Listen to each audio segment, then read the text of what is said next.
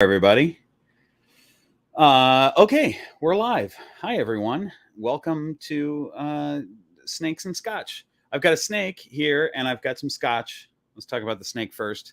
This is the Sundance Kid. I always say that he's a cinnamon het sunset because I completely forgot. I looked at his records, and I'd completely forgotten that he's also het clown. So he's 100% het sunset, 100% het clown. So that could be cool in the future. Anyway, hi everybody. Isaac came in really early because he's going to be in bed by the time. He must be in a different time zone, but he wants me to help him convince his parents to get a snake. And here is my suggestion, Isaac. Learn everything that you possibly can about the species of animal that you want, and then teach your parents. Because if your parents are uncomfortable with a certain animal, it might be for practical reasons, for one thing, and that's okay. But if they just don't like snakes and they're creeped out by them, knowledge will help that. So there you go. Okay, hi everybody. Looks like everyone's in. What's up, Clint from Black Box is in. Thief of Dreams, Dwayne, Chantal, KT, Northern Lights. Hi there. A whole bunch of people. Tina's in. Hi everybody. Bruce Lamp. I'm going up the thing because all of a sudden everybody jumped in. Okay. Joe Mama. No enclosure is. Wait, how do I do this? Hang on. Where are we at? That's what I'm looking for. No enclosure is too big, except unless it's so big that they can't find their water dish.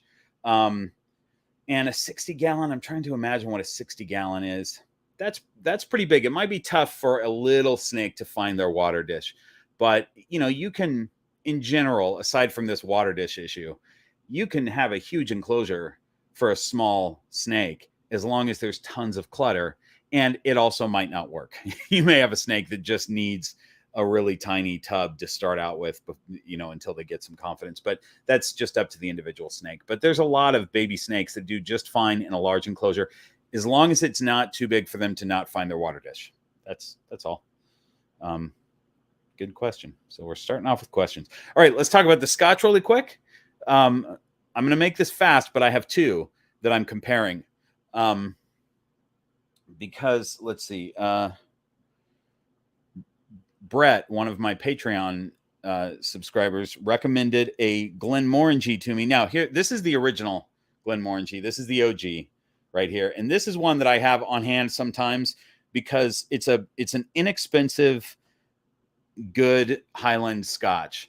And it's something, the reason that I keep it on hand is that if somebody comes over and wants to have a drink and they're not used to scotch and they haven't really tried scotch, it's a great one to start people on because it's really friendly. It's a really nice, like fruity, sweet scotch. It's not challenging. It's not peated or anything like that. So there's that. But the one that Brett recommended to me that I haven't had before is this Glenmorangie Nectar Dior. And this is a more expensive bottle. And that's why I had never had it before, because I think of Glenmorangie as like, you can get it in California for under $30, or under $40 in a grocery store.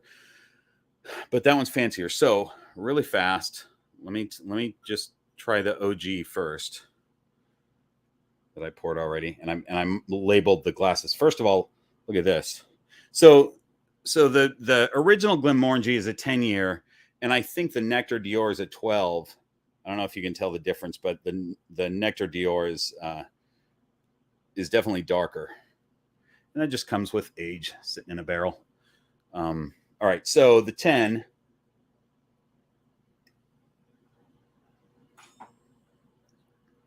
It's lovely. It's just an easy, it's like, you remember going to your grandmother's friend's house and she offered you candy from the dish, and it was like some sort of like Werther's Original or something like that, and you didn't really want to take it, but it was your grandmother's friend, so you had to. And then you put it in your mouth and you're like, oh, actually, that's really good. I want more of those. That's kind of what Glenmorangie original is like. So now for the, whoops, that's the original again. Oops, I'm already dropping stuff. All right, now for the Nectar Dior.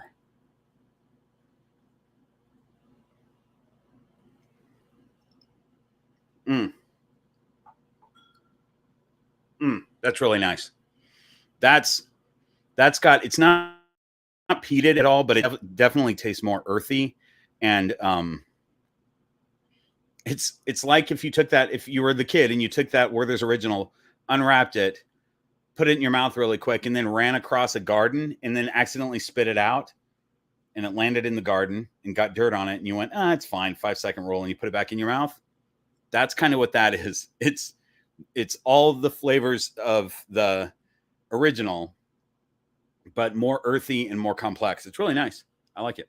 It is it's about twice the price, almost twice the price. I always think, is it double better than the original? I don't think it's double better, but it is a really nice Scotch. It's good. The price of Scotch is all in marketing, Anyway, that's the Scotch portion of Snakes and Scotch.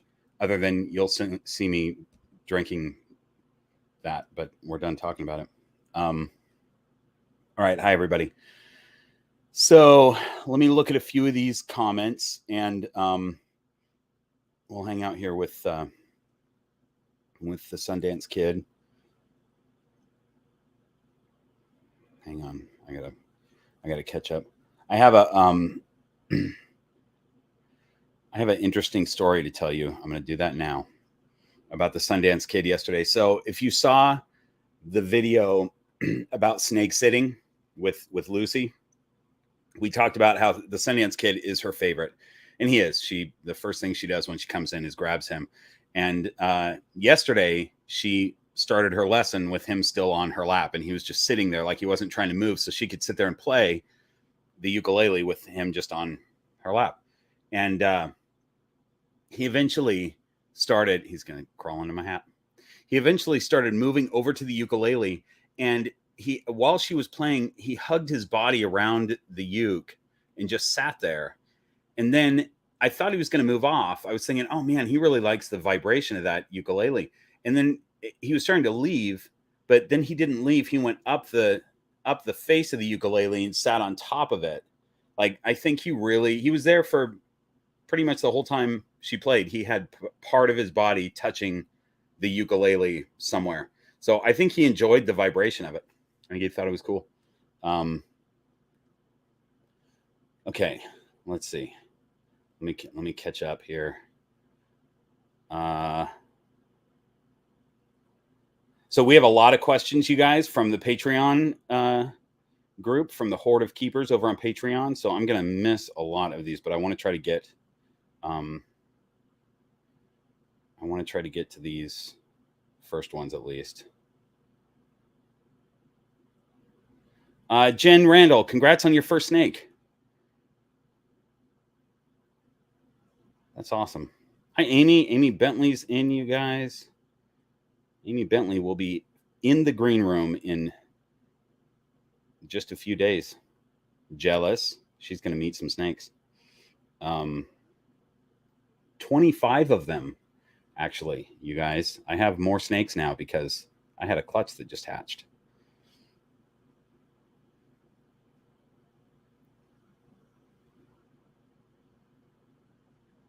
Dwayne Knox, yes, this is my cinnamon het sunset, but also het clown, which I was saying in the very beginning that I always forget that he's het for clown as well. So he's pretty cool. He's going to make cool babies.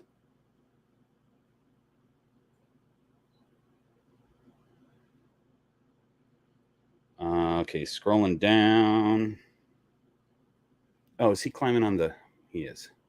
He's climbing right on to the thing.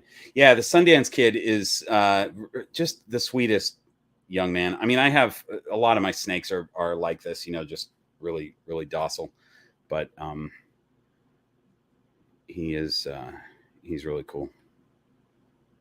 He bit me once. First day I had him, he was very frightened, as little snakes are. That Hot Librarian, thanks so much for the great description comment. I try to describe Scotch as what comes into my brain when I drink it.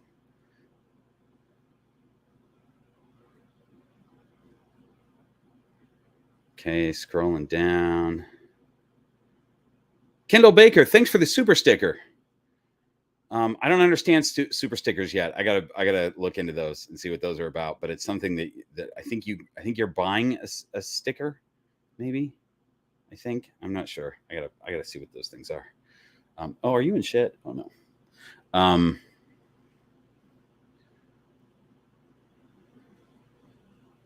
Ethan, your snake could be in shed for a couple weeks. It depends on what stage the snake was in when you noticed it. But it's usually a couple weeks from the time that their belly is pink. But sometimes you don't notice it for a while. Sometimes they're in shed for a while, then you notice it. So something like that.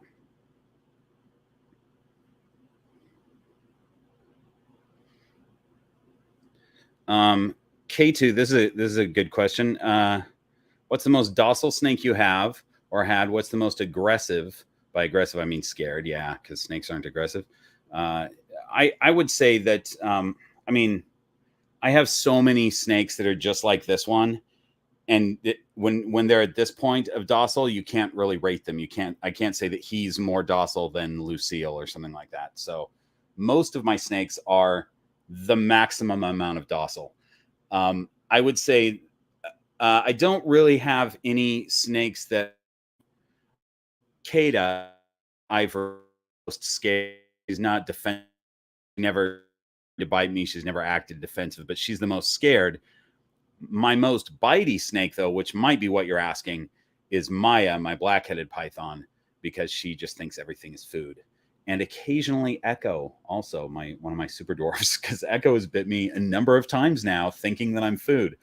And because I don't pay attention, I kind of handle Echo the way I handle ball pythons, which is not really the way to handle a retic. Like, you should be paying attention. What I mean is, when I handle a ball python, I don't pay attention. I just have this snake, and if he decided to bite me, he could easily do it, and I wouldn't be able to do anything because I'm not looking at him. And I kind of do that with the retics also, because I assume they're not going to bite me. But not true with Echo. Sometimes she thinks I'm food. And if you saw my last live stream, you would have seen that live. A vicious snake attack. Okay. There's that. All right.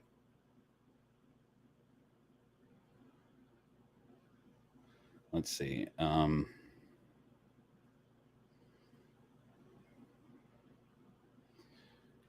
Chocolate raccoon. Let me see. I have a question. My 1.5-year-old female ball python is more than 2 feet long already. Is she big or small for her age? They grow at different rates, and I don't measure snakes by length. I think a lot of keepers try to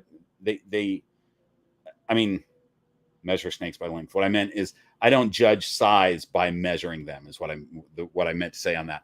I do it by weight and grams, rather than measuring how long they got. But in general, a full-grown ball python will be around 4 to 5 feet long. So yours is not fully grown yet, not an adult. And technically, they grow their whole life. They just after 3 or 4 years, it kind of depends on how you're feeding them, but after 3 or 4 years, they'll slow way down on their growth, and then they'll just grow very slowly for the rest of their life. That Hot Librarian, thank you so much for the Scotch Fund, for the super chat. So nice of you. I appreciate that. I always get a Scotch Fund. I gotta do more of these live streams, because I always get a Scotch Fund. The Hot Librarian, or that Hot Librarian, always gives me $5 to the Scotch Fund. I should start doing these every day.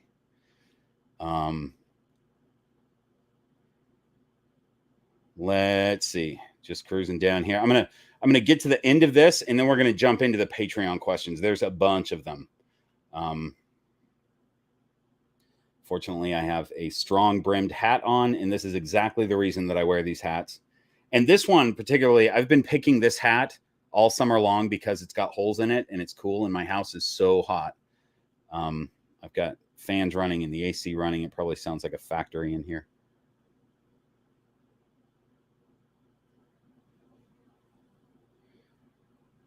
Okay.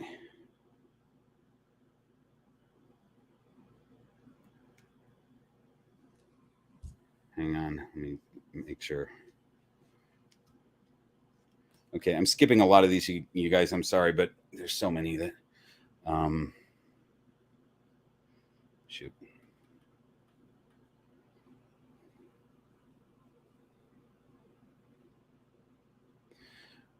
This is a good question, Savannah, because this is actually not a problem if you're feeding frozen thawed. So she's saying, my snake won't eat unless I leave the mouse in her enclosure overnight. How can I get her to take the food when I give it to her?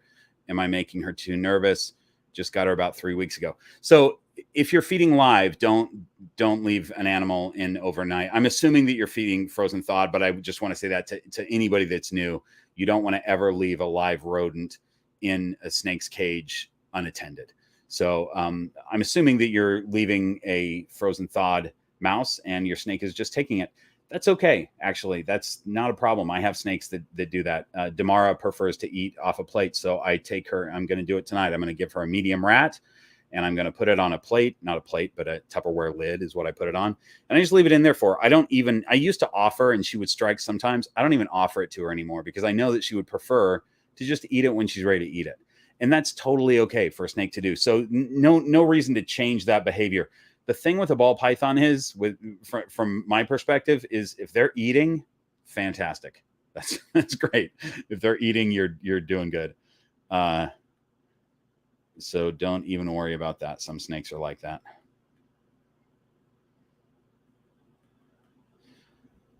Okay. Oh, you guys, I'm so far behind.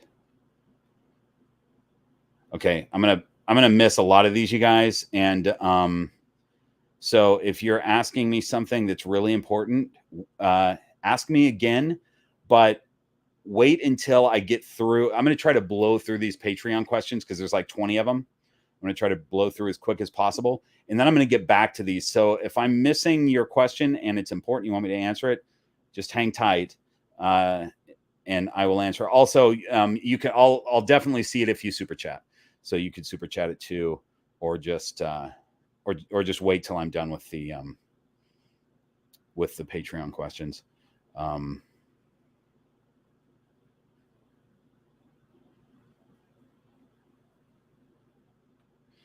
Here's one, Jasmine. So how much activity should I expect from my ball python? Not much. Some more than others. I've had her for 6 months, and she only comes out of her hides when she's hungry. I'm a night owl and can supervise her tank from 9 p.m. to 7 a.m. Wow, you're up all night. Yeah, that's common for a lot of snakes, or a lot of ball pythons. Some are more active than others, but it's not a problem if they prefer to hide almost all the time. You know, that's something that they do.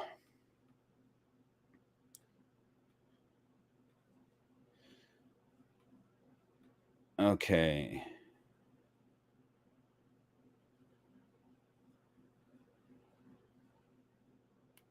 Hi there. Are you going through my beard? Yeah.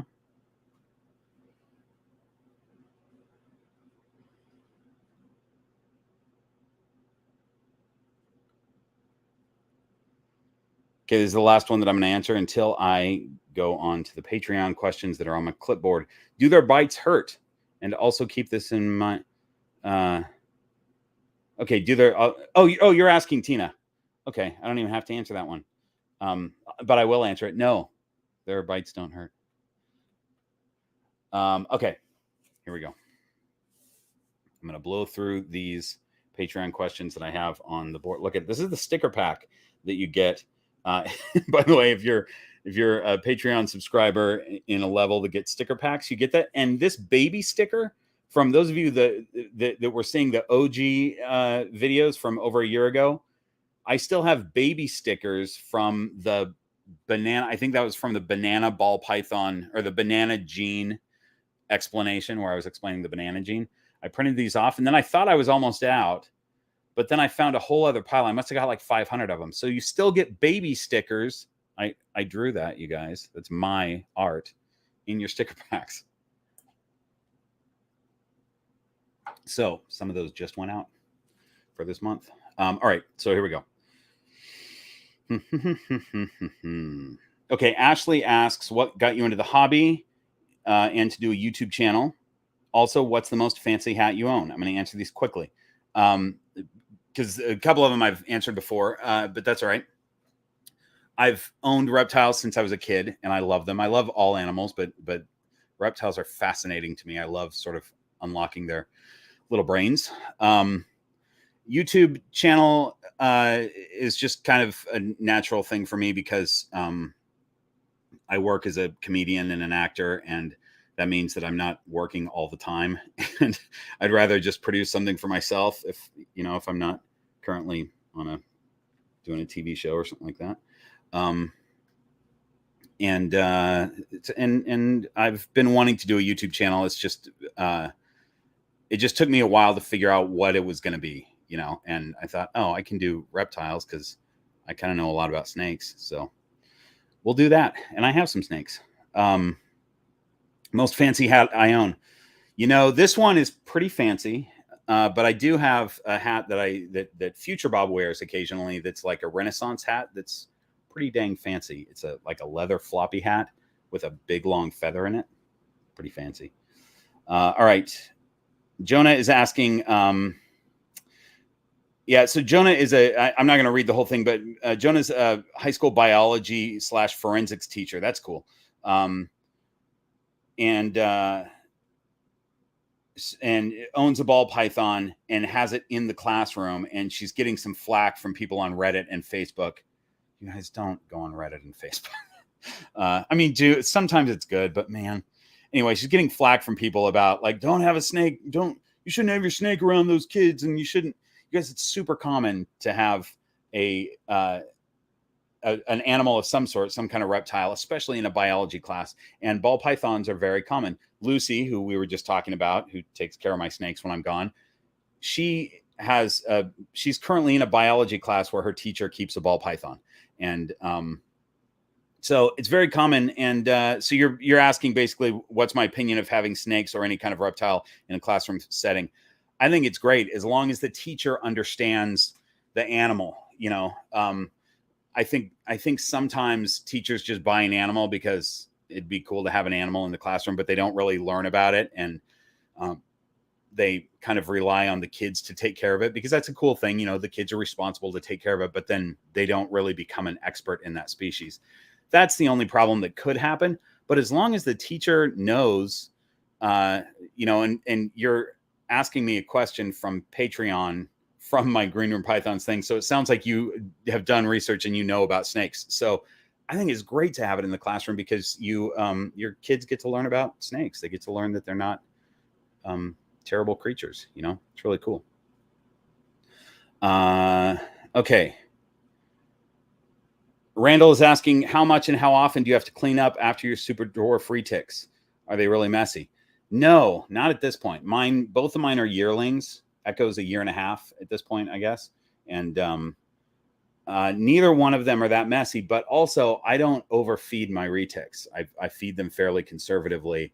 And, my feeling on this, there are some snakes that kind of poop crazier than other snakes, but there's also a thing where with any animal or any human, if you way overfeed any snake, they're going to poop like crazy.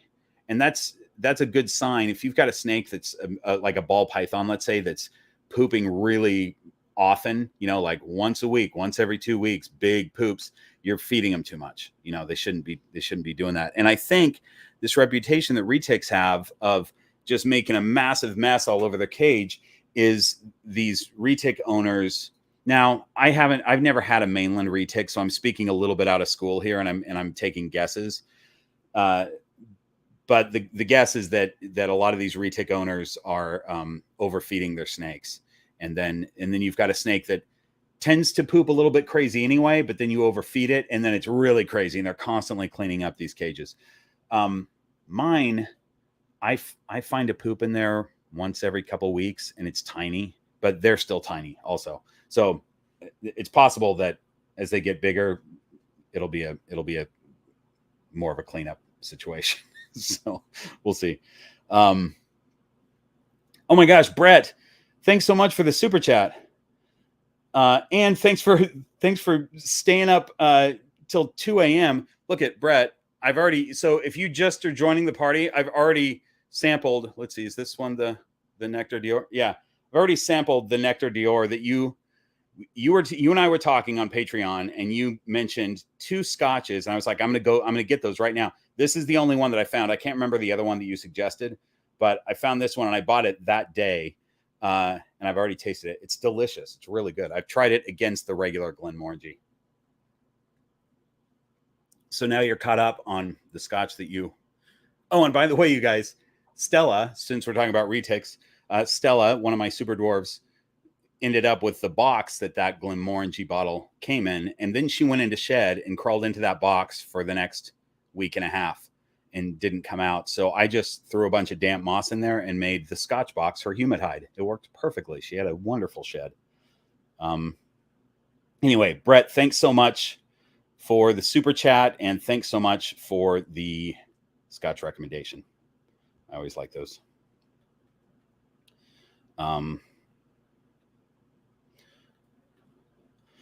Michael, I hate to say, probably not. I'm not great with genes. There are, if you happen to have a snake that has genes that I'm very familiar with, then I might be able to tell you. But with the hundreds of genes that are out there, and the fact that I haven't been a breeder for very long, and I don't have hundreds and hundreds of snakes, I'm just not that great at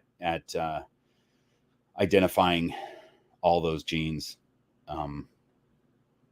But there are other breeders who are really good at it because they have millions of snakes. Look, jump out because we're get through Patreon. All right, so KT says that ball python regurgitated a couple weeks ago. Have no idea why. He's eaten 2 meals since then with no issues. I'm thinking he swallowed some substrate that may have gotten stuck to his prey.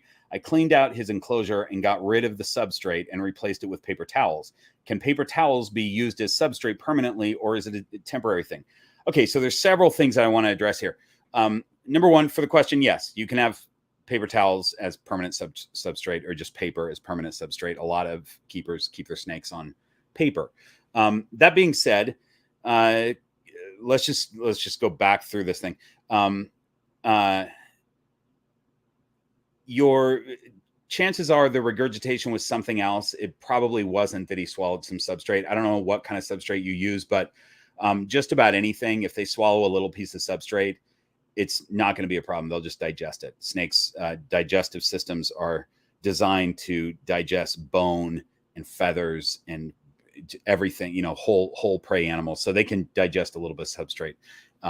If they got a massive amount of substrate, that'll cause a blockage, a backup, but they won't necessarily regurgitate that. So my guess is that the regurgitation was something else. But that being said, this happened to somebody that I ran into at a festival and was telling me that they had some snakes that regurgitated, but then they ate just fine right after. And what I told them is that the rule is, if a snake regurgitates, you want to give them at least 2 weeks to repair their throat, because that really strong bile that comes up, that's a lot stronger than human bile, comes up their neck when they regurgitate, and it causes sores all the way up their neck. So you need to give that time to heal. And even if they take, you feed them the next week and they take it no problem, they could take it no problem. But as that meal goes down, it's reopening those sores that are trying to heal. So if you just toss them food every week, they're never going to heal those sores. They're just going to keep reopening. So regardless of whether the snake, and we talked about this, I gave him this info right away when he asked me this question last week, but this is for anybody. If you have a snake that's in that situation, you've been giving them meals, just stop for a couple of weeks, just to make sure that those sores have healed. Okay. So Lori Weiser is asking, well, she's not asking, she's just giving me an idea of something to talk about that, hang on. Yeah, it's just the fact that it takes a while. If you're a new keeper, it takes a while to get to know your ball python and their specific behaviors. You know, what it looks like when they're actually ready for a meal. Everybody thinks that their ball python looks hungry, but what it looks like when they're actually ready for a meal, and just to read their behavior. And then Q asked a question also that was similar to that, saying, she's a new snake owner. How long did it take you to get familiar with snake behavior? How long does it take to get to now for you to get to know each snake's personality and personal behaviors? When you, let's see, this is a different question, but when you go back, when you go to put the snake back in their enclosure, if they don't want to go back in, do you let them stay out or do you put them back anyway? Okay. So yeah, you know, I don't know that I can say how long it takes to get to know your snake's behavior. But I would say not very long, as long as you're paying attention. You know, you're sort of paying attention to their body language. There's, you know, each snake is going to have a different, for all my snakes in here, they all have a different thing that they need when they eat, a different way that I kind of feed them. And I don't even think about it really until, you know, sometimes I'll have Lucy feed them and I start instructing her on each snake. And that makes me realize, oh, they all do have different behaviors and they have a different way that they like their food. And I don't even think about it. I just do it. You know, I just know what's going to make each one strike. And you get a sense of that eventually. To answer this other question, Q, about if I want to put them back and they don't want to go back, if I'm staying home, I just let them come back out. Like they can be out. Usually if I'm leaving or something like that, then I'm, you know, I'll put them back in. But if they, usually what I do is I leave their enclosure open and I let them go into their enclosure and I'll keep it open for a while for just a few minutes to see if they turn around and come back out. So if they do that, then I know that they want to still explore and I let them do that. Okay. So we got that.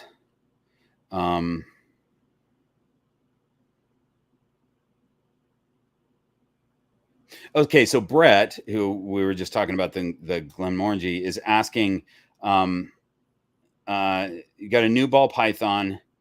He's not in a high traffic area. He's super chill, sleeps most of the day, but if he hears or sees movement out and about, he'll come out. If I open the tub, he's on my hand almost immediately. If I show him his tub after 15 to 20 minutes, he doesn't seem interested in going back in. Is it possible that he actually likes people?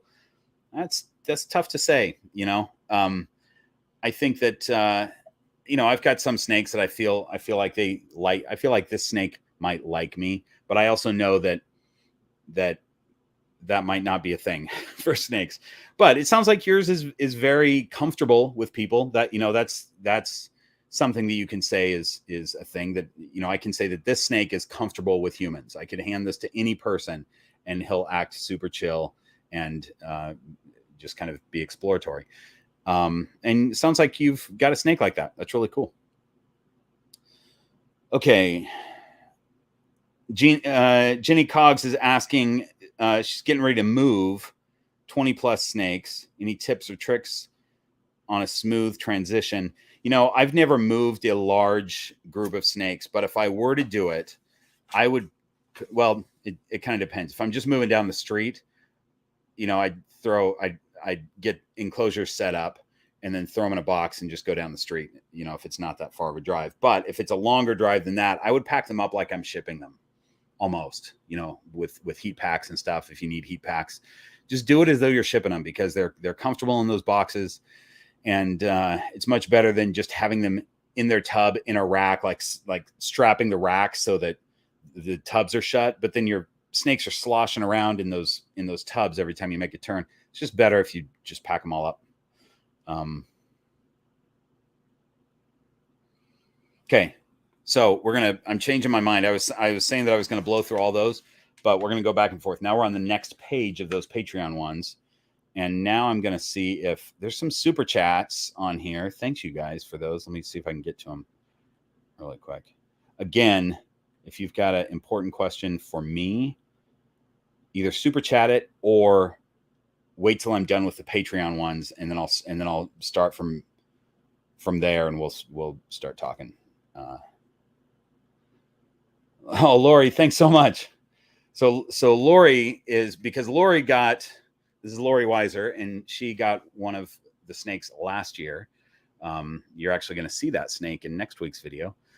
And so she has some special privilege of seeing she's already seen the clutch, and it's pretty cool snakes. There's a lot of very orange snakes in there. They're not actual super orange dreams, but they're super orange dreamy. But yeah, thanks. Really cool stuff. And thanks for that super chat, Lori. I appreciate that. Amy Bentley heading to dance. Amy's a belly dancer. She's great. Seen in a couple days. So Amy is a friend of mine that I've known for several years now. She and I both perform at a festival in her hometown of Cedar City, Utah. And she's driving out for a little vacation to visit some friends in California. And I am one of those friends included in that. So she's coming to the green room, and she's going to meet some snakes. She has a snake, and she's seen all the green room python videos in order, which I think is funny. Oh yeah, so she's reminding everyone that this is great. I'm not keeping track of this, but she's saying, if you're not subscribed to Green Room Pythons, you're missing out. Plus, Bob is only 70 subscribers away from 10K. That's true. We're kind of in the 10K celebration right now, and I'm very close. I wasn't sure if I was going to hit it by this live stream or not, and it looks like I haven't, but we're close. So if you're sitting there watching this and you're not subscribed, be one of those 70 that gets me to 10K. That'd be really nice. Amy, thanks for that super chat. Lori, first of all, I didn't even notice that you wrote Ron and Maya. I know that you know it's Freya, but then you super chatted another $10 to correct your mistake that it's Freya, not Maya, which I love, and it's hilarious, but you don't have to spend all that money. It's so funny. Let's see. That's how, I skim these questions. I'm not a speed reader, and so I have to sort of skim, and I miss a lot of stuff. So I would have never known that you wrote Ron and Maya.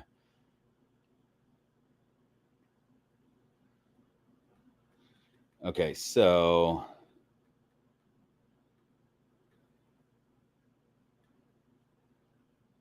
Chibi Peach, thanks so much for that super chat. I was told not to feed 2 mice. He was on 1 mouse at the breeder, but he's big. He refused rats, so I gave him 2 mice. So I'm assuming these are jumbo mice. Then a mouse and a rat pup next time. I hope to give proper single rat. Is that okay? Yeah, that's totally okay.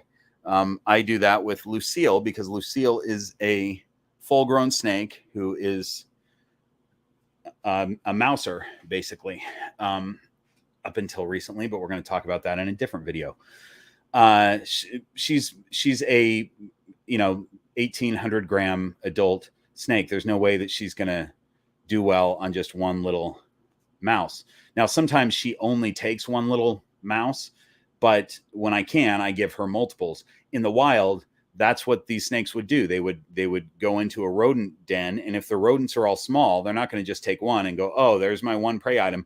They're going to eat a bunch, and that's just what happens. So it is better to give them one prey item, just because, if you start backing up multiple prey items in their belly, eventually that's going to get too long, and you have more of a chance of regurgitation.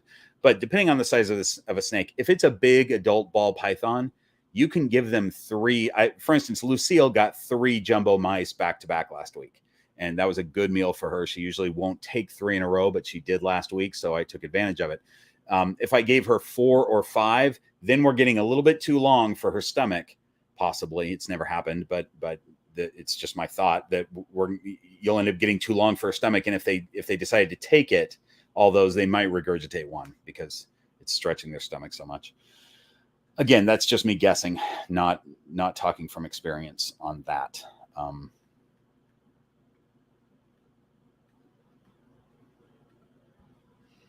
Okay, so, oh, that hot librarian, thanks so much. Congrats on 10K. Thanks for that super chat. You guys, the super chats are so nice. This is good to be able to just scroll through and get to the super chats and then jump back to the Patreon things. I tell you what, let me switch snakes too. I hate to, I mean, he's being so curious. I'm gonna hang on to him for a little bit. Let's just jump into this really fast. Smiley P Snake is asking, what breeding projects are you working on, and what made you want to do them? So the breeding projects we'll talk about for this upcoming season, and not all of these are going to work because not all my females will be ready necessarily. But the plan is, this boy is for a sunset project, and I don't know that his betrothed will be ready by the time I start pairing next season, but maybe she will. She's close. So that's Evie. They're both het sunset. So I got that going. I've got a clown pied project going. And the reason that I'm getting into these, you're asking what the reason is. These are just genes that I like. I love the recessive genes. And so I've got a bunch of those projects going, but I'm not doing it like most breeders who are like bigger breeders. They would get, if they're going to do a clown pied project, they would get 5 or 6 or 8 or 10 females that are hets, and then 1 or 2 males that are maybe clown pied, and then just run all those to all those females. I just kind of have one at a time. Like I got 1 pair of sunsets, or het sunsets. I got 1 pair of clown het pied and pied het clown. I've got an ultramel hypo project that I'm working on. It's actually a ultramel pied hypo. It's a triple recessive. But my male is only possible hets on a few of those. So stuff like that. I've a few things, and then several snakes that I'm freeway projects, because freeways are cool. So that's that one. Tiffany is asking, if your snake drops their meal and then is guarding it, how do you retrieve it without getting tagged? You just need longer tongs. I assume you're using forceps or something like that. You just need to get a longer pair of tongs. That's all you have to do.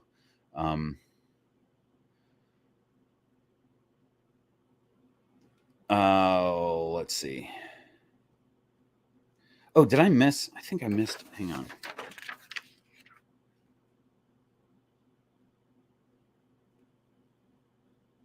Well, now I can't find it. Oh, I know where we're at. All right. The Sundance Kid here is being problematic. Okay, I got him. As long as I have a hand on him and he's not going to fall off my hat, then I'm good. So Erica Watson is asking, what are options for snake or reptile safe decor / enrichment beyond the standard fake flowers and rocks? Are there any ways to safely make an enclosure more visually interesting other than bioactive? And then there's also another question. Paul is asking, I know you've talked about enrichment before. If you have a bit of extra time during the live stream, maybe touch on your thoughts on the importance of enrichment and some ideas on how to provide some. So those are kind of close to the same questions. I do a lot of fake plants in my non-bioactive. I do fake plants and wood, like cork bark and a few rocks, things like that. And then this isn't visually appealing, but as many of you know, I take any boxes that I get and throw them in the cages. Paper towel rolls, before throwing anything away that's a paper towel roll or a cardboard box or something like that doesn't have anything else on it. If it's just basic cardboard, it's going in a snake enclosure, and I just randomly pick, and it's going to go in there until it gets soiled or wet or whatever. And Again, that doesn't look great, but it's cool for the snakes. So that's a thing to do. And you could, if you had people coming over to see your snake enclosures, you could pull all the cardboard out of them if you're trying to make it look cool, and just stick with your plants or fake plants or whatever.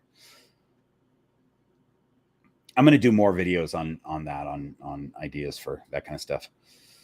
Okay. Paul is saying, asking about transitioning from mice to rats. A lot of people, so you're going to be doing this soon. I'm a bit new and maybe was addressed already in a video. I'll try to transition old ball python from mice to rats soon. So a lot of people are worried about this because people tend to make a big deal out of it. But the truth is that if you haven't tried yet, there's a better chance that your snake will just take it than not take it. Now, it does happen where they won't take it and it requires some tricks, but just give it a try. Just offer them a rat. They're on mice, just offer them a rat, and there's a good chance that they'll take it. I think my best trick that seems to work, it works well for me and it works for a lot of people that I hear feedback from them that they've tried it, is you take a thawed mouse. I assume we're talking about frozen thawed here. If it's live, that's a different story. But for frozen thawed, you take a thawed mouse and a hairdryer, and you hit that mouse with a hairdryer and blow all the mouse scent into the enclosure.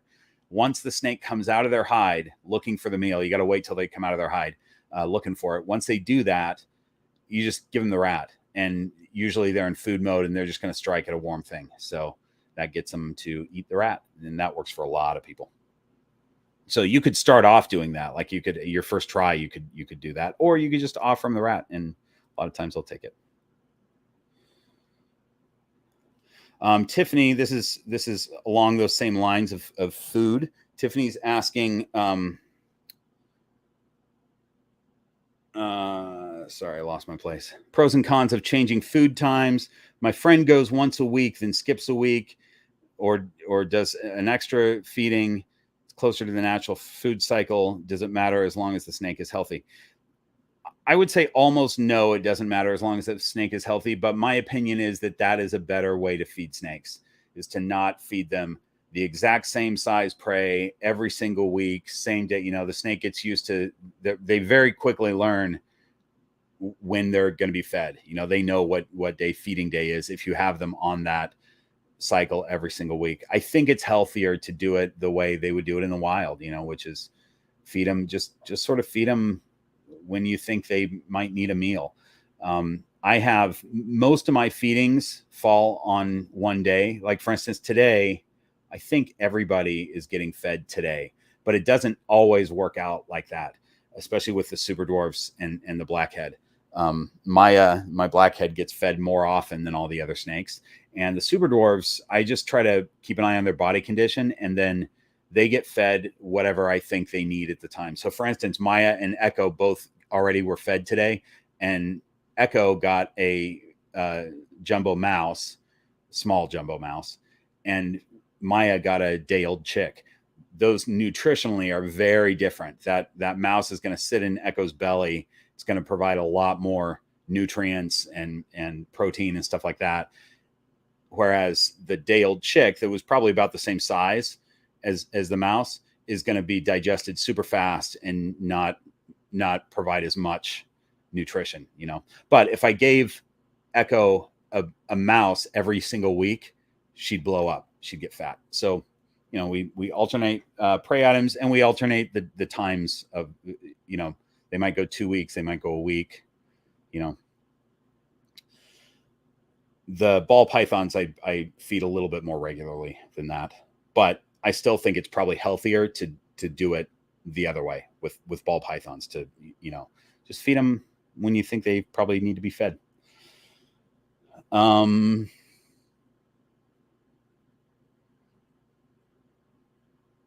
Anita's asking, wait, did I answer that question? Anita's asking pros and cons to getting a young ball python versus an adult.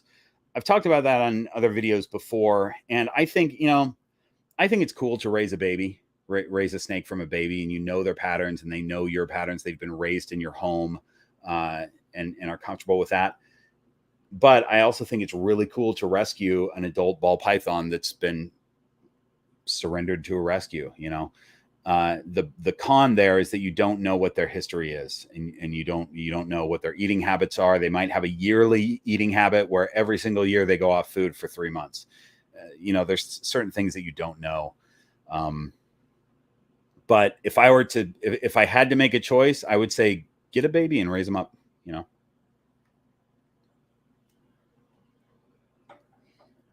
For me, that's more. Which one was that? What am I drinking right there? Oh yeah, that's the good one. For me, it's more rewarding, I think, to raise a baby. Okay, here we go. We're getting through these, you guys. So Tina's asking a good question, and it's interesting. I don't know the answer, but I'm going to start looking at this. Tina's saying that she's basically it's a long one that I'm not going to read the whole thing, but basically saying that the snakes, she's noticing that her snakes are acting differently and more hungry when it's a full moon. And apparently I did a live stream when it was a full moon last time when Echo bit me. And she was just in food mode, and sometimes she's in food mode, and she usually doesn't bite me, but she did. And I think that Tina was saying that was a full moon that night. So, they always say that in ER rooms and hospitals, prisons, police stations, everything is crazier on a full moon.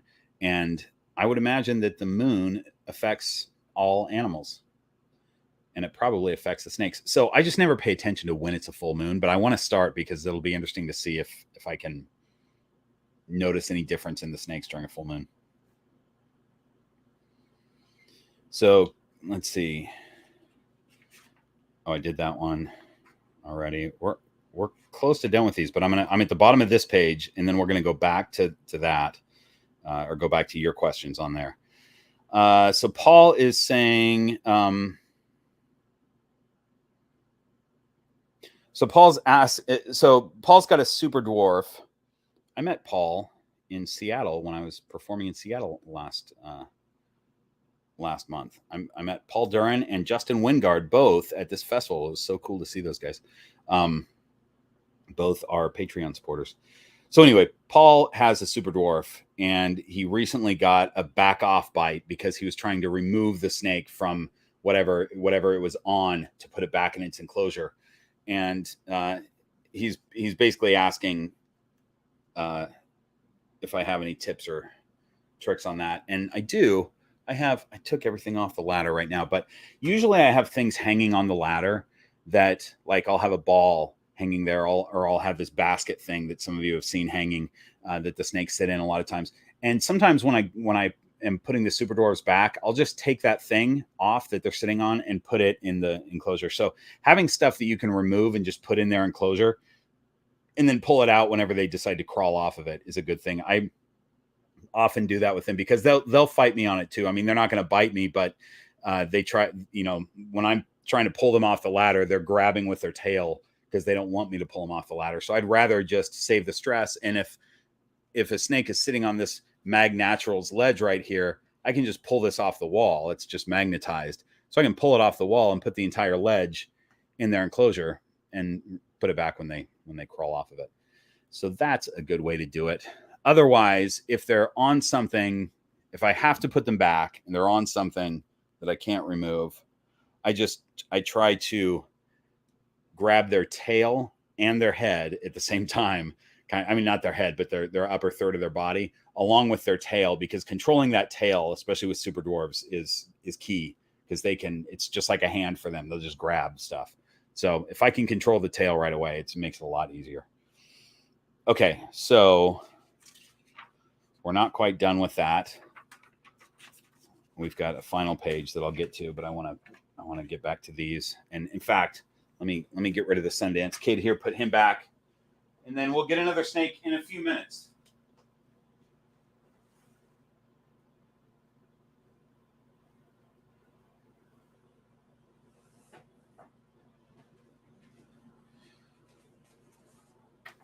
Hi, I'm Brad. I'm back. Did you enjoy the break? These are These are the Horde of Keepers, by the way, you guys, that I've been reading questions from right here. These guys. And these boards are getting, it's becoming bigger boards and more boards. And I think what I'm going to have to start doing is in my regular videos, there's just the start of one. In my regular videos, I think I'm going to have to like scroll separately in a separate screen and maybe speed up the scroll as these, or maybe I'll find a different media other than this is just signboard and I write with chalk pens. You guys, chalk pens are so, oh wait, hang on. Why is this happening? Hang on. Start cam. Start cam. There we go. Chalk pens are so useful. Since I've had chalk pens, because I have to do these boards, I use them on everything, including this little glass right here where I've noted in a chalk pen that this is the Nectar Dior. Last two. So here's this one, those people. I just want to acknowledge all of these Patreon supporters and Black Box Cages, our channel sponsor. I want to acknowledge all those people because they are keeping this channel going. So that was, I don't know what's happening, but sometimes I'll get a little thing that says Discord is trying to access your camera. And then it shuts my camera off. That's what happened right there. I don't know what the problem is, but I got to do something with Discord. By the way, if you're not on Discord, the Python Green Room on Discord is happening, and really cool little community over there. Cool community on Patreon, cool community on Discord. Highly recommend either one of those. Okay. Let me try to, oh, Lisa Gordon, thanks so much for the super sticker. That's so nice. I gotta figure out what these super stickers are. I think I skipped. What did I do? Did I skip all the way down? Hang on. You guys are all talking amongst yourself. Oh, Clint's still in here from Black Box. That's cool.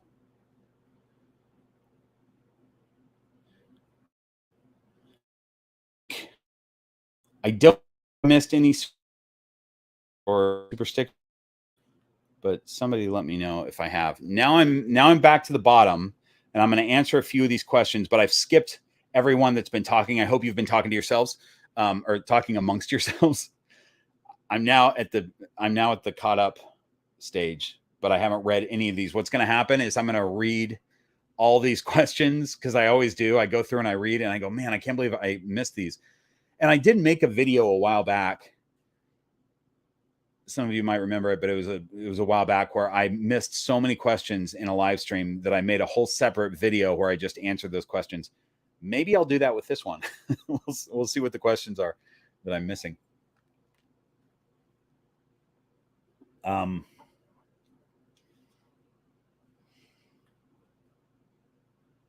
Just got a baby ball. When might we expect to see him shed?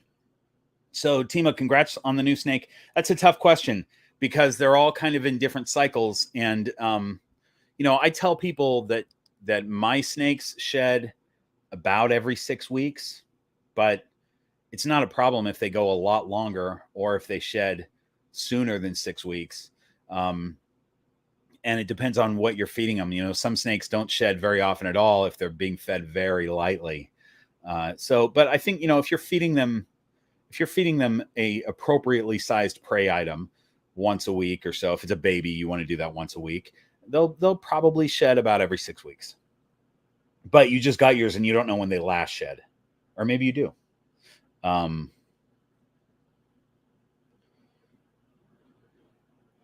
Let me, I'm on Discord. How can I join Green Room Python there? Hang on. Let me see if I can drop a link. Let me open Discord really quick. And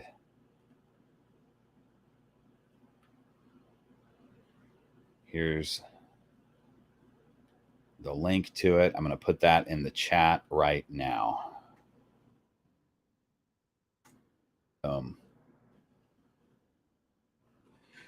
There is the link to the Python Green Room on Discord.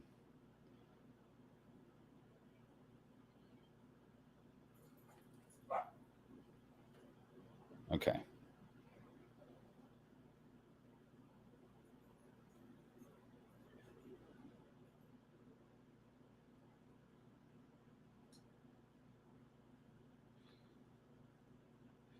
Joe Mama, do you have a list of the decoration / supplies you use for your glass enclosures?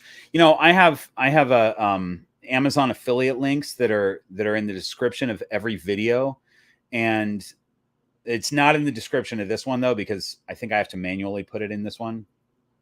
I'm not sure. I'll have to look. Almost all my videos have Amazon links to a lot of the stuff that I put in the enclosures, but in the only glass enclosure that I have right now, it's bioactive, so it's live plants and live dirt and stuff like that.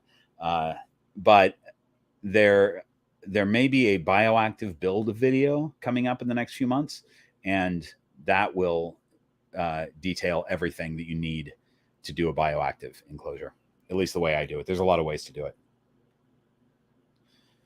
So speaking of which, you guys, this is a good time to talk about, if you look, hold on, let me, before I talk about this, let me look on my phone and see if I'm going to be lying to you or not. So big announcement. There's a lot of people that ask where they can buy this shirt. And the answer is you can't, because it's sent out as a Patreon perk. And, but people want to be able to buy merch. And now you can. I decided that I was going to do this at 10,000 subscribers. And let me just see if, this merch. So what I noticed was the merch store. Yeah, it looks like the bar, there's a bar under my videos that shows my merch store. And it's not on this one though. So I don't know if it shows up on lives, but if you look on any of my other videos, or maybe it is on this one and you can see it, but I just can't from my phone. If that's the case, tell me. But there's a merch store. So look at this. Hold on a second.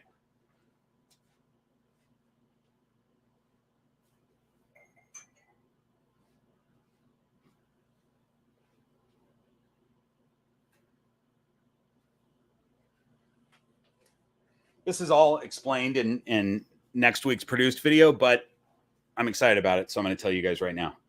So this shirt is the Green Room Pythons logo that's kind of broken up. It's like stamped on. It's this broken thing. And then I have Green Room Pythons on the back. So all this stuff, all the merch that's in the merch store, like this hat right here, this is all the clean logo. This mug, the hat and the mug, I'm making the logos bigger. I just ordered a bunch of stuff to see how it came out.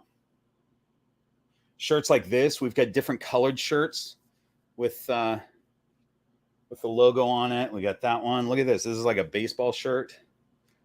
That's kind of cool.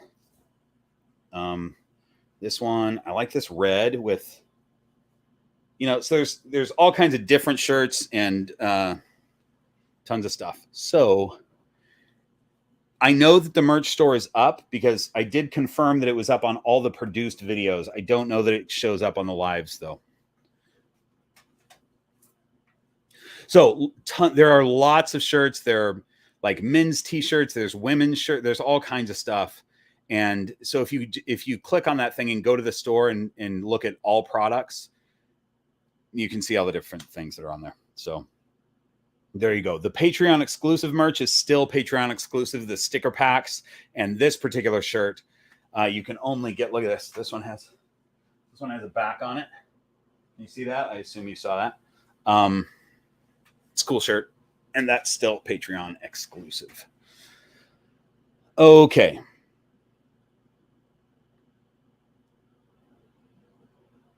Oh, I'm glad you guys like the merch.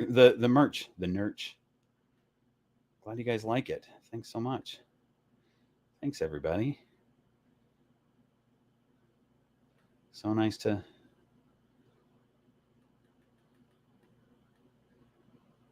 So nice to get the compliments on the merch. I'm excited about it. That's cool. So look at that. Joined and back. Well done. Already been to Discord. That's awesome.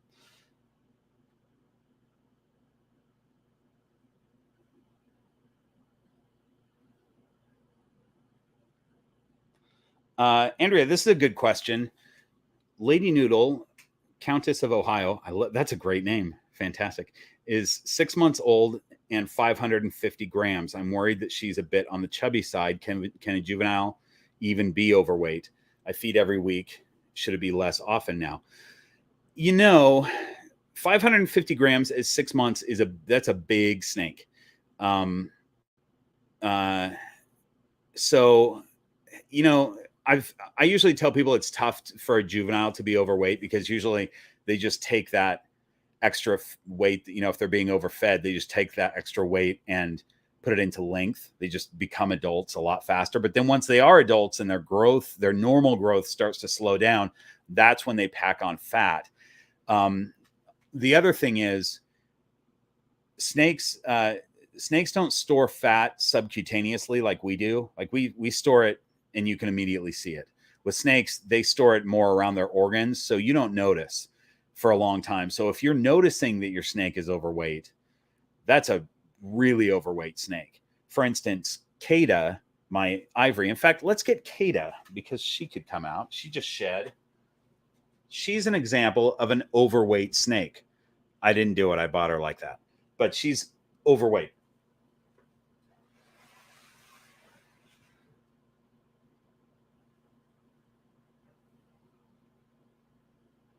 Hi, Mama. So for a breeding female, it's not that big of a deal because she'll put this extra weight into eggs, hopefully this season for me. But this is Kada, and she's a nervous little snake. She's real pretty. She just shed yesterday. And so my answer here for you is yes, your juvenile can be overweight. But it's not the end of the world if they're a juvenile because they will. So for Kada, it would be really hard for me to get this snake to lose weight.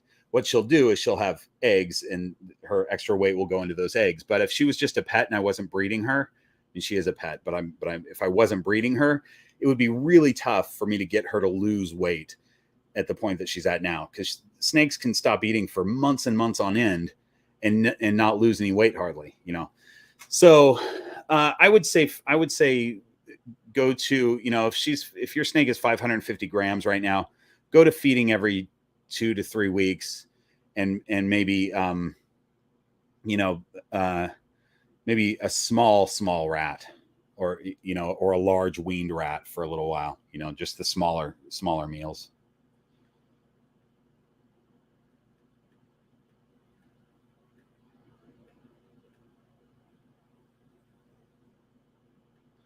Let's see. Hi, Mama. How you doing?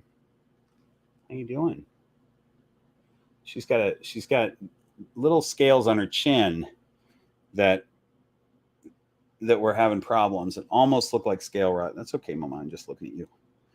And so I've been putting this silver cream. Oh, I don't have it right in front of me, but there's this silver sulfazidine cream. I'm sure I'm saying that wrong, but it's a miracle for any kind of abrasion or burn or anything like that for a snake. And it's doing well on her chin. We're going twice a day with it.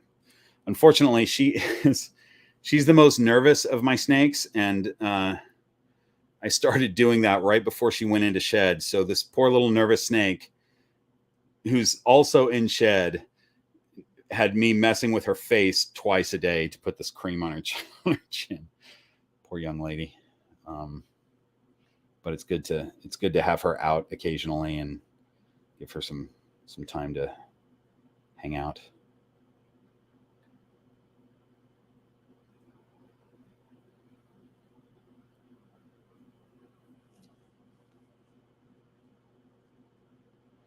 Alan is asking, how old is the Sundance Kid? He's a year. He's over a year, probably a little bit over a year, but he's a yearling basically.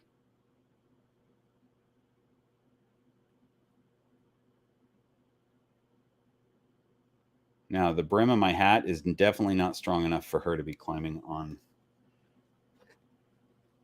Okay, Mama, let me tell you what, I'll just use my arm. I'll just sort of awkwardly hold her here while I read. See if I can answer some questions.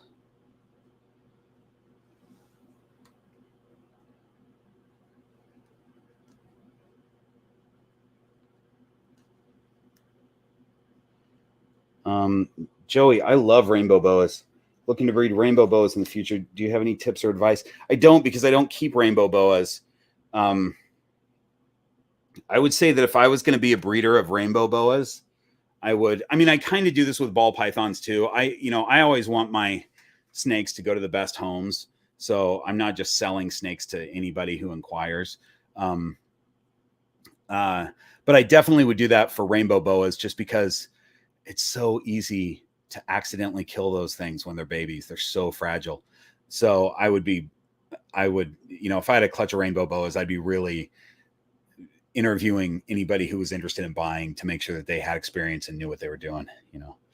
That's the only tip I can give, though, because I don't have actual experience with rainbow boas, but I love them. They're so cool.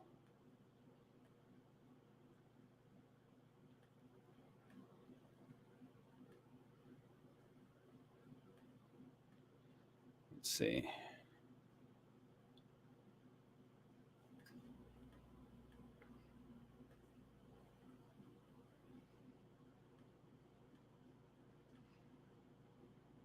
Sorry, guys. Sorry for my silence. Let me do this. Let me. So here, let me answer this question, and then I'll finish up the Patreon ones. How much does Kata weigh? I'm still getting an idea of what the bigger ones look like. So I'm going to take a guess on Kata because I haven't weighed her in a while, but she is probably a 2,000 gram snake or more. She could be 2,500, something like that. But she's a big girl. No, maybe she's 3,000. Hang on. Let's see if I have a weight on her that's kind of recent. Hang on a second, because now I'm curious. And then we'll go back to these questions. So you guys, I'm looking on my phone here where I have Husbandry Pro, or I could just look on my computer, which would be a lot faster, I think. So I've got Husbandry Pro on here. And hang on, let me put this back. Oh my gosh, you guys. It cares. These especially these big ones, there's no reason really for me to weigh them. So I don't know how much I've weighed Kata. Yeah, the last time I weighed her. Oh yeah, so she's bigger now. Last time I weighed her was in February, and she was 2,600 grams. I bet she's around 3,000 grams now. So that's that. And I'm going to put her. Will you just go around my neck? Can we do that? So I can hold my clipboard and read stuff. She's doing pretty well. I always try to be a little bit more careful with her. You'll notice that if I move my hand, she'll jump away. She's just a jumpy snake. She wasn't socialized really as a baby. Franca is asking my opinion on scaleless ball pythons.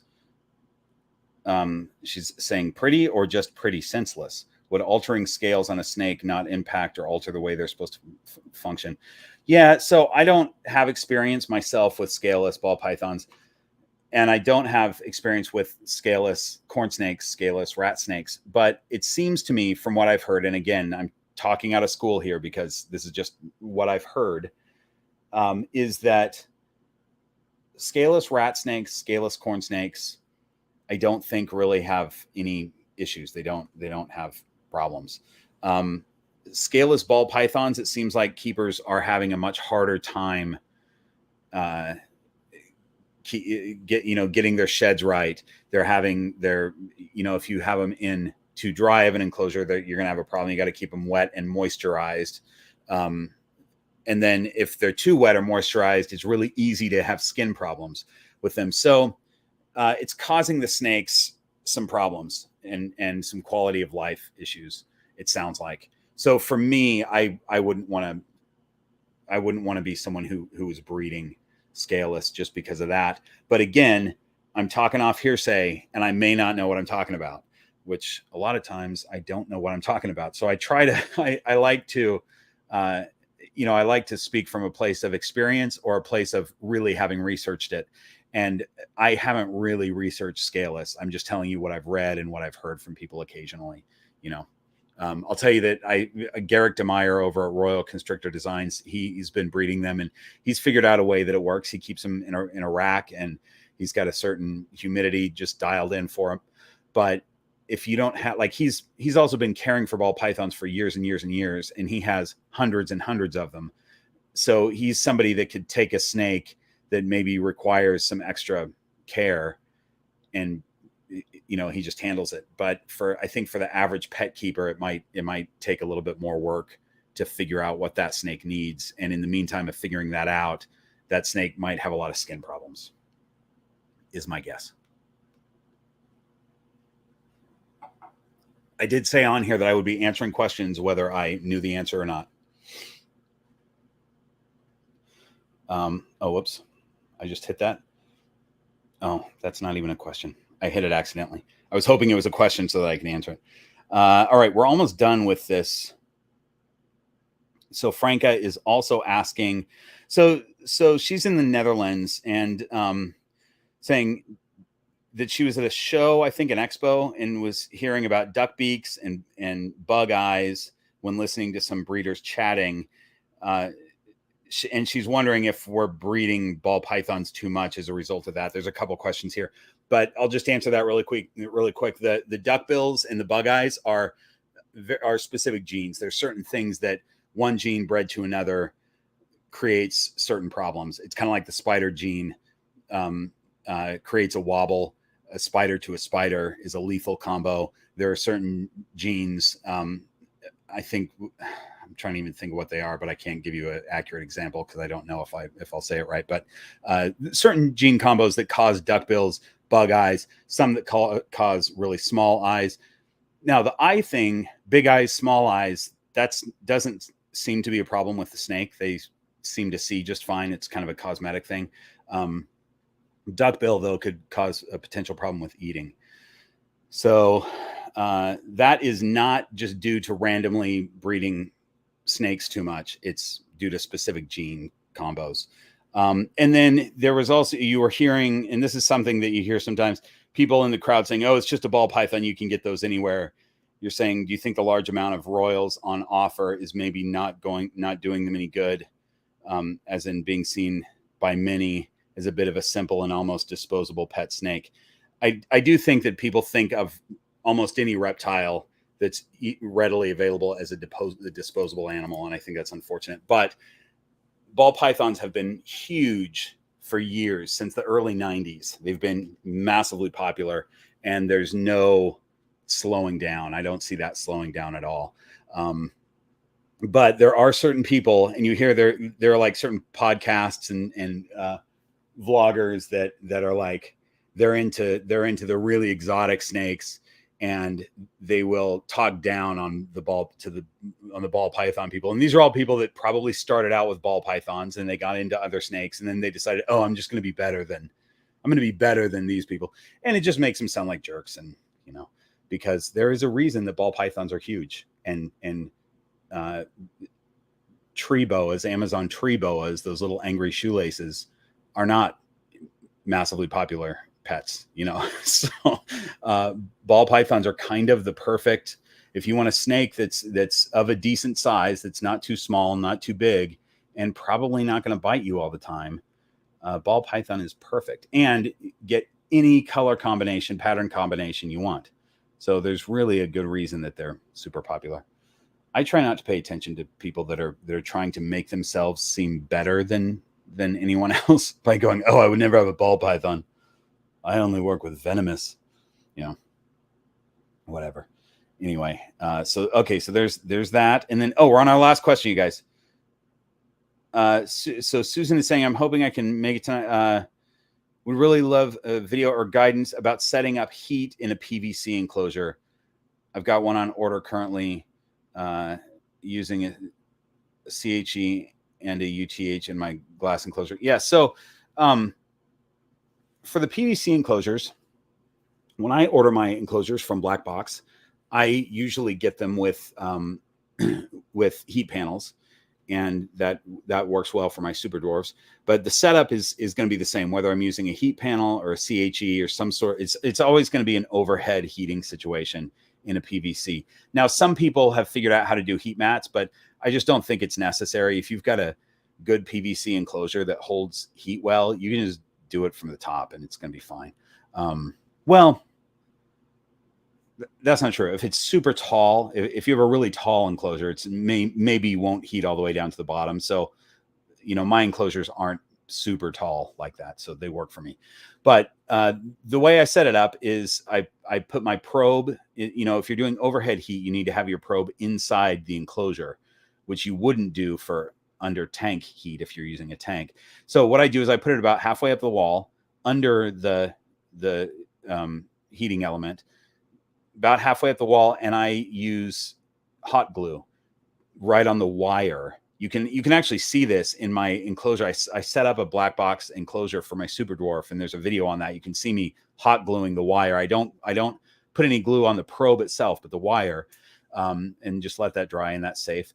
And you've got to set it up. You know, if it's on the wall, then it's not directly under the thing. So you have to you've got to set your heat, your thermostat lower to get it to actually read higher. So I take a heat gun. So right now my thermostat is sitting at 82 degrees for my for that particular enclosure. So my probe is reading 82, but when I heat gun on the hot spot, it's 87.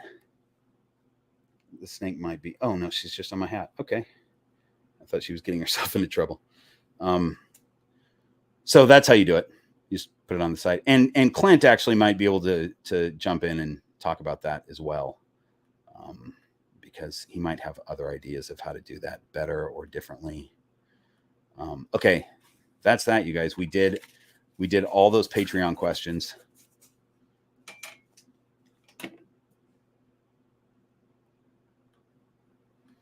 I got Kata just on the hat. She is heavy enough that she will destroy this hat.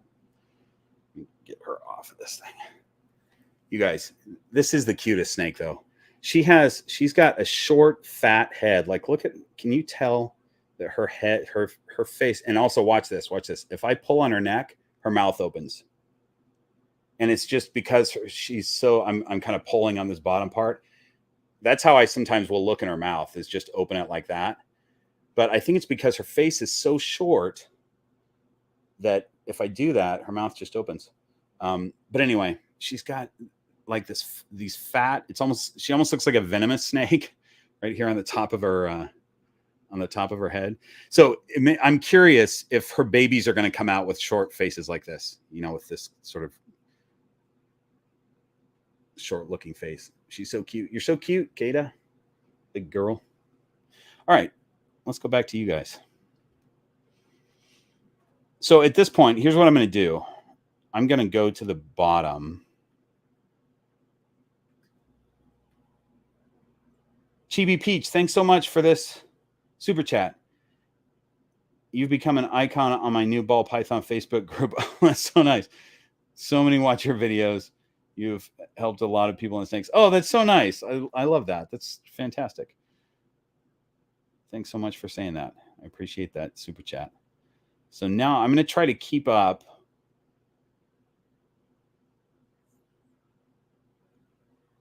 Oh, Angie did a super sticker. Thanks so much, Angie. Appreciate that. Hi, Mama. Do you want to go back? You ready to go back? Come here. She does this snake does this thing that she's always worried me. Now I don't worry as much, but I'll start hearing her breathe. It's not really a wheeze, but sometimes, especially with the big snakes, you'll start to hear them breathe because you're holding them at the place where their lungs are and they're trying to exert themselves. And it seems like it's it seems like it's a respiratory infection or something. But I actually took Kata to the vet last week because she was getting this thing on her chin, and she had what I thought was a thing on her nose. Then I opened her mouth, and it looked like her whole mouth was having a problem. And I went, oh man, I just got to get her into the vet. So I always worry more about Kata, and I think it's because when I first got her, I did a video on this, but she came to me with lungworms. She came to me sick, so I had to, I was immediately taking her to the vet, and now I always think that there's something wrong with Kata. But she got a clean bill of health, and the thing that I thought I saw in her mouth that was a problem was probably just substrate because it was gone by the time we got to the vet. And the thing on her nose was something that was gone in like a day, and now she just has this little chin situation. So she got a good clean bill of health. She's so strong, though. She's hanging on to my arm. I'm going to put her back because she doesn't want to be with me. Hang on. Oh, good job, Mama. Good job. You want to stay out? You can stay out. Okay. She's going to roam, I guess, and so I'm going to sort of keep an eye on her if I can until she goes under the couch. If she goes, as long as she goes to this side of the room, she'll stay on this side of the room. If she ends up going this way, then she can get herself in trouble. So, which is where she's at right now.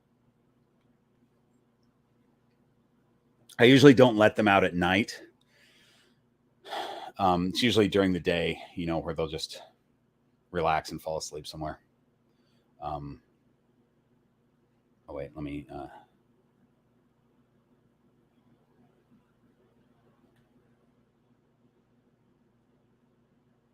Erica, let's see. Is it a faux pas to request a breeder? Hang on. Dang it. Oh, gosh. All right. Well,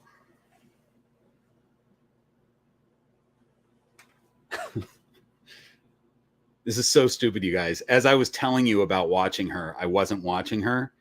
And now she's getting behind the racks, the one spot that I don't want her to be. I might be able to pull her out. Hang on. Let me see if I can.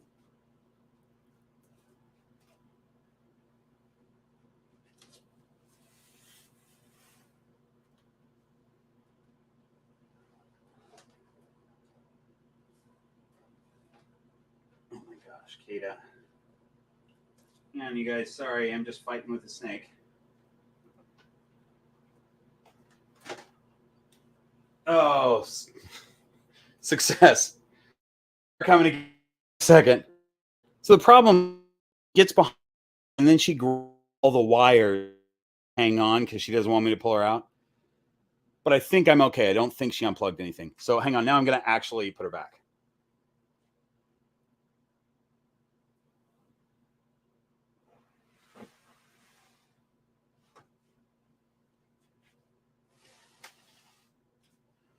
She doesn't need to be out right now anyway. She's going to get some food in a couple hours. Okay. Is it a faux pas to request a breeder to hold a purchased snake for a few weeks if an enclosure hasn't arrived yet? No, of course. No, Not even for a fee. That shouldn't cost anymore. Or is it better to not look until it arrives? No. It's fine. You just talk to the breeder. And, there might be a breeder who's like, hey, I got to get rid of the snake because I need room. So I need it to leave this week. And that's a special circumstance, but it's totally fine to, we're used to having to hold on to a snake for a few weeks anyway, just for weather, because you can't send the snake. There's all kinds of reasons. Somebody could buy a snake and maybe it hasn't eaten enough meals yet, so you got to wait a few weeks for it to take enough meals for it to be sent off. So yeah, that's not a problem at all. That is totally. And like I said, if it is a problem, then the breeder will just tell you. But it's not a faux pas.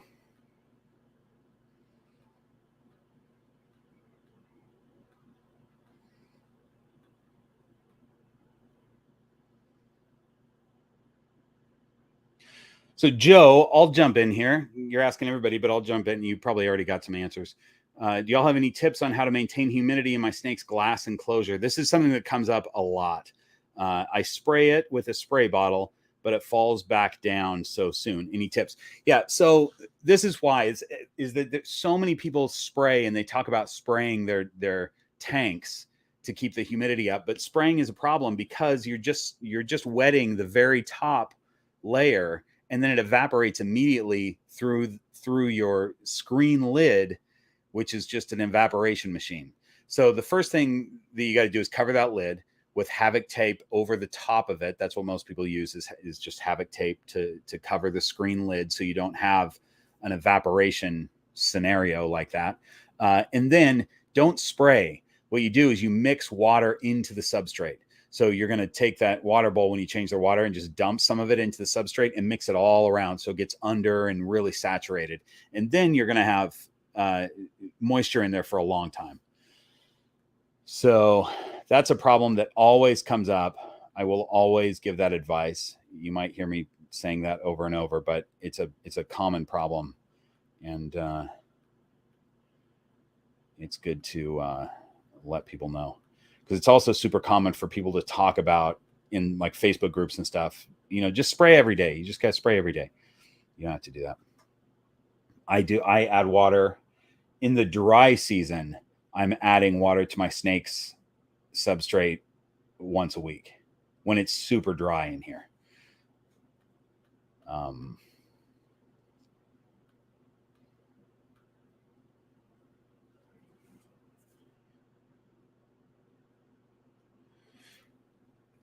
Sammy, struggling to find a good hygrometer. I have 4 different kinds now, and they all say something different. But the temperatures are good. Yeah, I would just pick one. Use a digital hygrometer. My favorite right now is SwitchBot. I use Govee as well, but I've never had a SwitchBot device just randomly go bad on me, and I have on several of my Govee. But they're basically it's the same deal. It's a thermometer, hygrometer, and they're both very accurate. So I would say SwitchBot or Govee, and I have a discount code for SwitchBot, and I don't know what it is. Man, that's unfortunate. I don't know. I will announce it in a future video, but I do have, if you're looking at getting a SwitchBot, hit me up and I will give you my discount code. I'll look it up and give it to you. But it's a good device. I like them.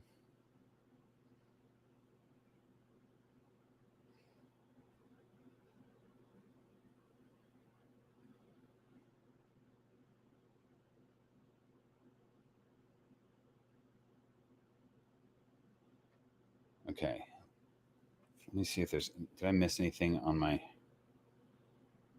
agenda? No, I've done everything on my agenda now. How long are we into this? Okay, so we'll go a few more minutes. So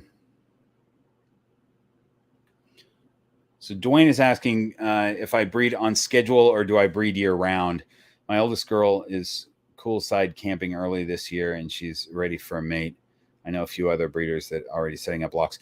Yeah, I am too. I don't have my first season of breeding was last year, so I haven't.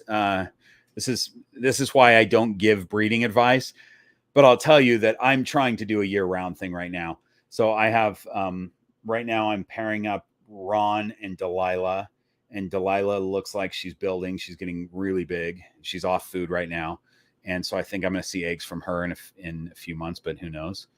And I would like to have snakes that are staggered all year round, rather than have a whole bunch of snakes give me a ton of clutches that I all of a sudden have at once. I'd rather space it out.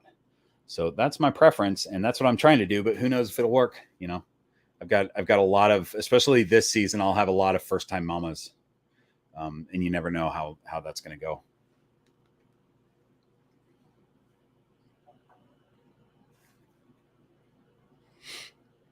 And it did, and I also decided with Damara. So Damara is my big pinstripe girl.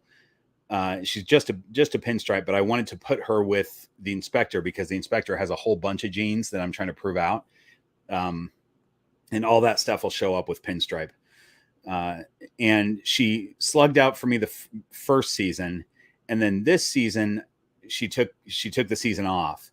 And I tried to pair them at the very beginning of the season, and they didn't lock. And so I was like, well, I'm going to give her the year off anyway. So I stopped pairing them. And then we had a storm in Los Angeles a few days ago, last week.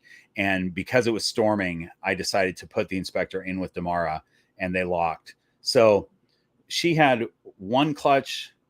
I think her first clutch ever was the year before I got her. So she did lay a good clutch. Then she laid slugs. Then she took a season off, and now I'm starting her early. So I don't think that she started her cycle. Usually females will be on a cycle where they'll sort of lay the same time each year. In fact, Freya did almost to the day this year. And I don't think that Damara has established a cycle, especially since this year she took off. So I'm starting her early just because I wanted to see if they would lock up during a storm. And they did.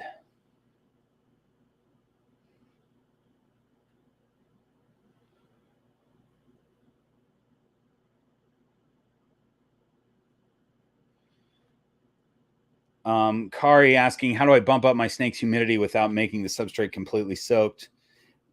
You know, you just don't completely soak the substrate. When I do it, I've got a thing of substrate of chips, and I dump a little bit of water in there and just mix it all around. Some of those chips will be completely soaked and some of them will be dry, but the mixture of it all will put the humidity at 70%, 75%, something like that. So you just have to experiment with how much water you're pouring in.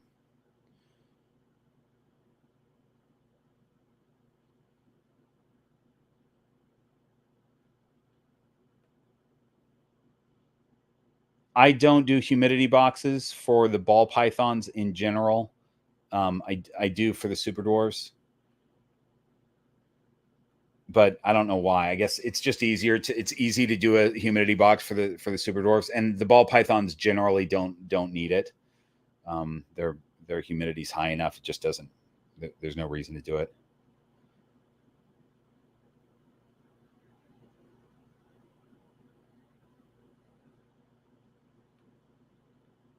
Top Ferd is asking, can you give your ball python tap water, or does it have to be conditioned or filtered? Yeah, you can give tap water. I filter mine. I just give my snakes what I drink, and I filter my water because I can taste chlorine in the water here in Burbank. But I don't think it would be like I could give them tap water, and it would probably be fine. But my feeling is that our system is less, their system, the snake system, is more sensitive to chemicals in water like chlorine and stuff like that. So I tend to want to filter that stuff out, So just, it kind of depends on where you live. If your water's super clean where you live and it's not chemically, just use tap water. Clint, thanks for joining us, man. Appreciate you jumping in with all your black box knowledge. Looks like your phone's out of battery. All right. Have a good one. Clint is out, you guys. There we go.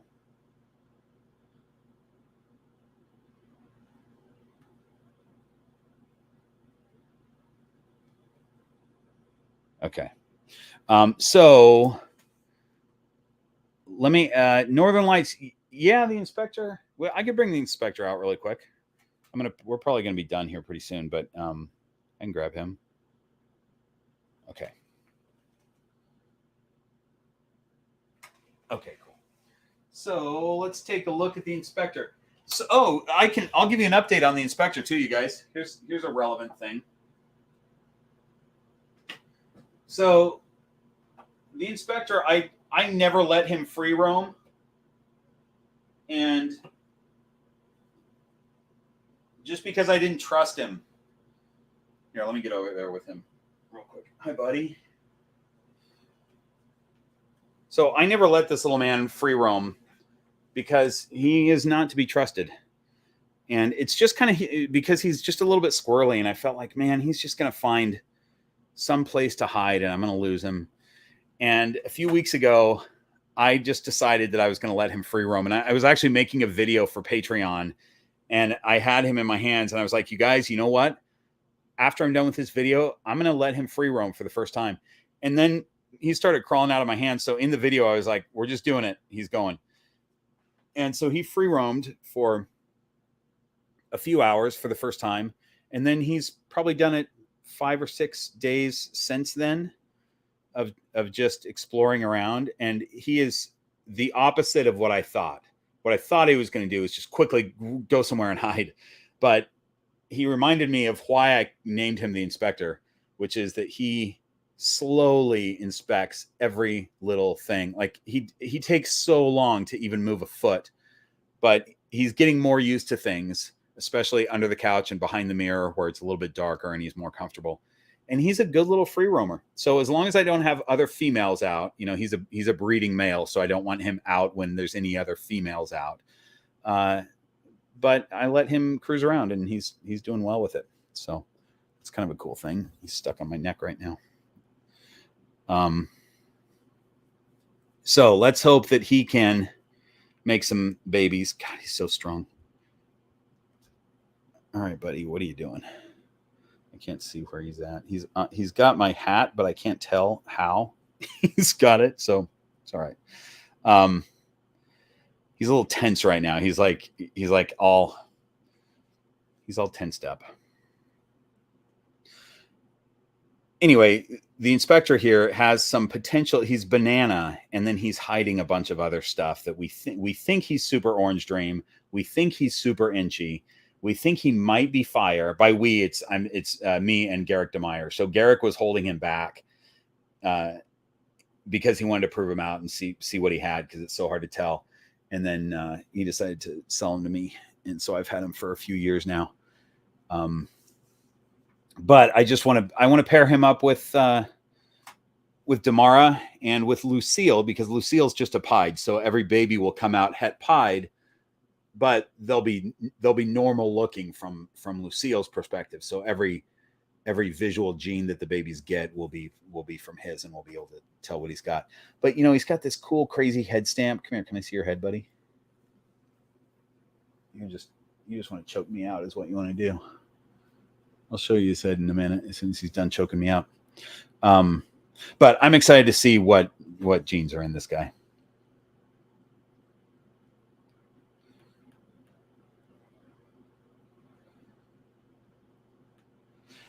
Nicholas, my oldest snake is Damara, and she's a 2015. So, what is that? 7 years old. So I don't have any old snakes. I don't have any old ones. I expect lives. I hope they live long lives. Hang on, I'm trying to figure out. Oh, that's his head. You know, it's hard to figure out when you have a beard and you can't see your snake, but you just know that they're choking you out. I always want to try to find his tail, but I can't ever see where he actually is. Can we show your head stamp, pal? Can we do that really quick? Look at this. Oh, now it's not going to focus. You can get an idea. Look at that crazy head stamp. So we don't know what's going on with him. He's got a lot of stuff at play.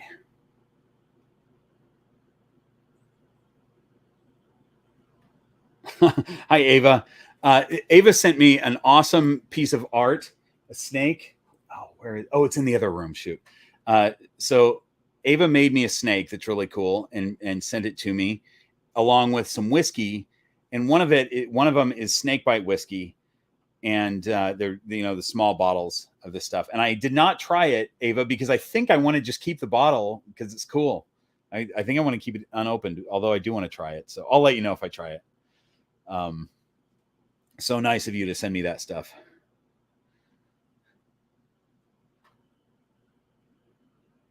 Northern Lights, this one. Yeah, I know. The Inspector is your favorite. It's so cool. I'm glad you have one of his sheds.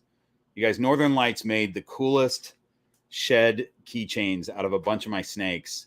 And a lot of those are going now to Patreon supporters as sort of a little extra bonus thing in their packages.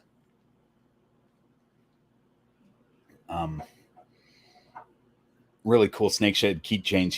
You can send your snake shed to Northern Lights, and she will make keychains out of them. It's pretty awesome.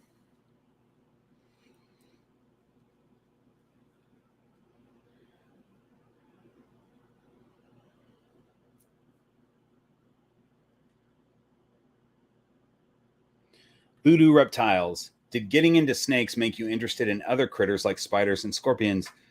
I find it hard to stay away from all of them now. You know, I've been so into reptiles my entire life, and I kind of got back into reptiles with snakes, but I've had all kinds of different snakes and lizards and everything since I was a kid, and have always had a fear of spiders and and a bit of scorpions as well. I've worked to get over my fear of spiders, but I don't think I'd own one. But I love all animals. Like, I'm just a huge fan of animals. I find them in the wild. I love watching them in the wild. I love farm animals. I'm always, if I drive by a bunch of cows, I shout hello to them like a crazy person. I get very excited at farm animals, like everything. But reptiles, I said this earlier in the show that reptiles are so fascinating to me because they're so different than mammals. They think differently. They're motivated by different things, and it's just cool to unlock that.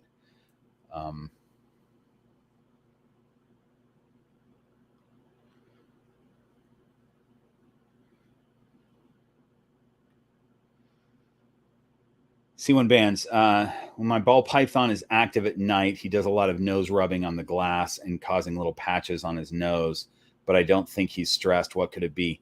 I think he's stressed. Actually, that's actually a sign that they're trying to escape. It's something that their retics do when it's too warm.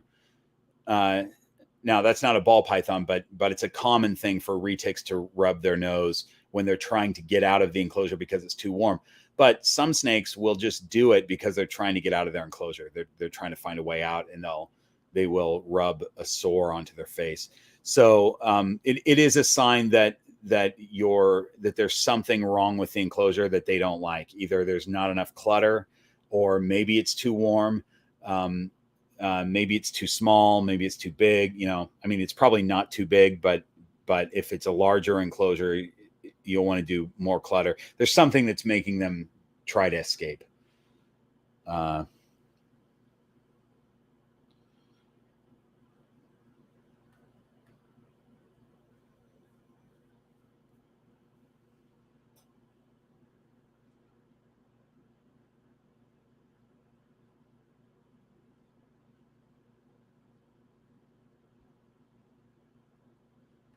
Okay. So this guy is going to get a meal. So the inspector, my general rule for a male of this size would be to feed a small rat every 2 weeks. But since the inspector took 4 months off of eating last year, I assumed that he was going to do it again this year, and he still might, because last year it was about September that he went off food. But he shows no signs of slowing down. He was slowing down a little bit before he completely went off food for 4 months. And I kind of thought, okay, that might be his pattern. And if that's his pattern, I'm going to feed him every week because he's going to go 4 months without food. So I might as well give him enough food to tide him over. But he's not showing any signs of slowing down. So I've started a small rat every 2 weeks for him now. And so he's ready to eat. He doesn't, these, especially ball pythons, hasn't had a meal in 2 weeks, and he would love a meal, but he's not, like, I'm in no danger of him thinking that my hand is food. Whereas I am with the super dwarves, and I definitely am with the black-headed python. Not so much with ball pythons.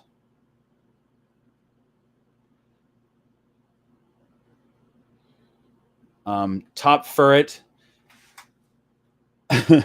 zip code 91505.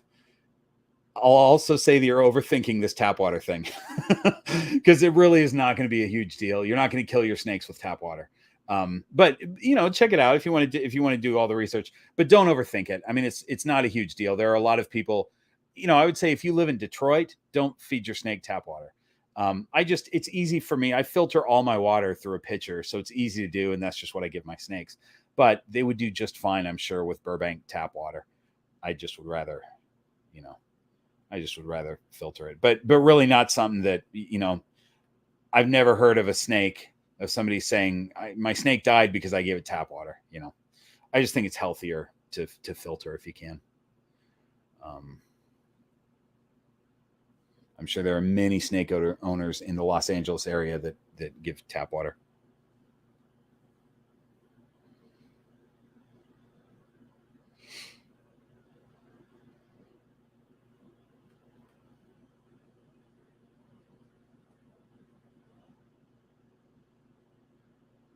Oh, okay. So that's the thing. There's a U.S. government lab an hour north of here that works with nuclear materials. Okay, so don't feed your snake nuclear water. That's smart. You've already figured that out. Yeah. All right. So I'm going to put the inspector back because this guy is so tense right now. He's like, look, just give me a girlfriend or put me down or something. He just doesn't want to be handled. So putting him back. Hang on.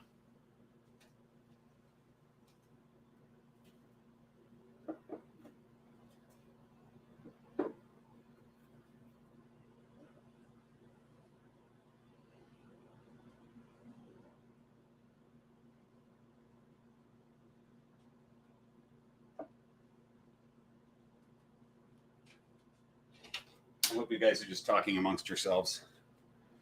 All right, he's back.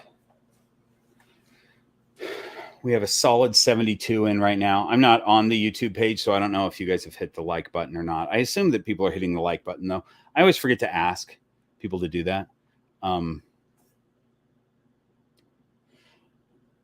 Michael, I would say, yeah, if it's removable and cleanable, yes, a waterfall is safe for the ball python. But I will caution that I've dealt with waterfalls before in enclosures, and I had a chameleon enclosure with a waterfall in it once, and those are tough to keep up with. They're tough to maintain a regular schedule of cleaning, and it's very easy for bacteria to build up and cause a problem. So, it's safe as long as you're maintaining a very frequent cleaning schedule of it. It's just a pain to do, in my experience.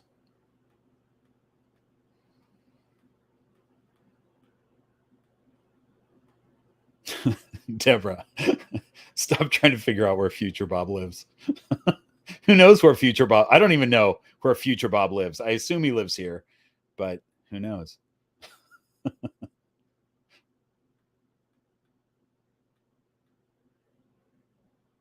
Okay, we're going to end this very soon, you guys. I'm going to just answer a couple more questions.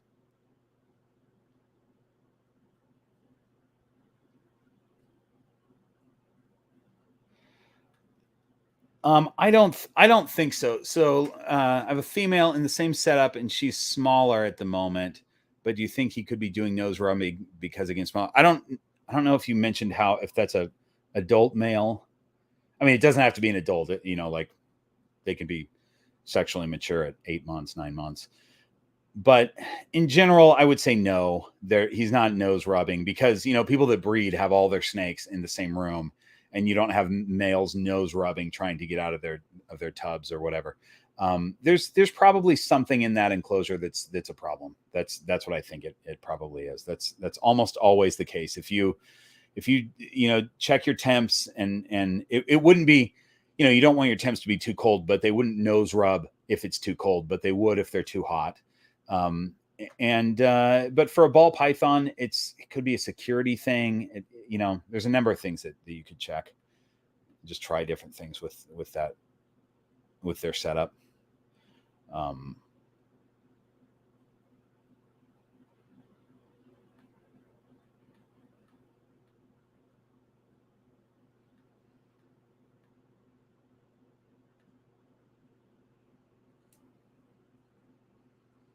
Sorry, I'm just reading.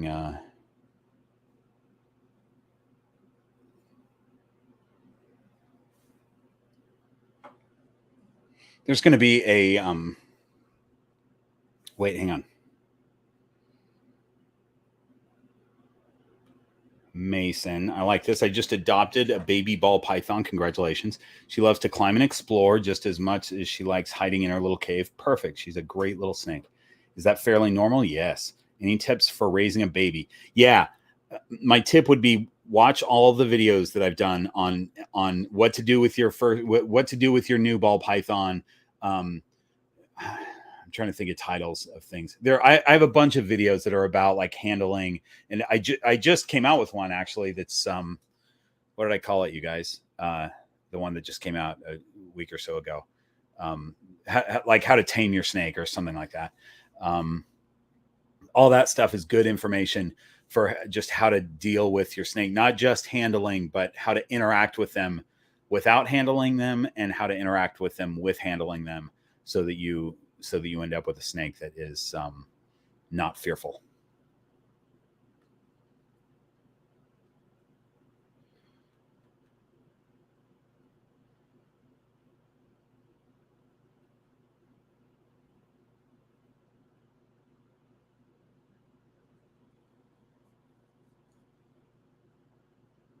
Yeah, Nicholas. So yeah, this is the same thing as like what I was saying with Kada. Some snakes, especially big ones, will make a sound when they breathe. Sometimes you've got a snake that's got some stuck shed in their nostril, and that's causing a whistling sound. An RI, though, is more of a wheezing with clicking. You're going to see their mouth open more. You're going to see extra saliva coming from their mouth. I tend to be a little bit overprotective. And so if I hear anything from a snake, not so much Kada anymore, but if I hear anything from a snake breathing, I'm checking their mouth and stuff like that. And it's never a problem. They just, sometimes you hear them. It's not that big of a deal. But it's also good to be regularly checking your snakes for RI, because if they're showing any signs where you suspect that they could have an RI, they've probably had it for a while before they showed signs. So they need to get to a vet right away. So I'm always kind of checking my snakes to see if they have any signs of RI, because that's bad news. You don't want respiratory infections.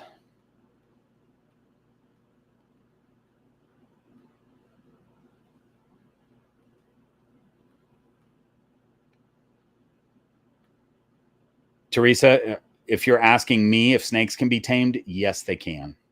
Absolutely. I just came out with a video about that. They for sure can. And it doesn't take long.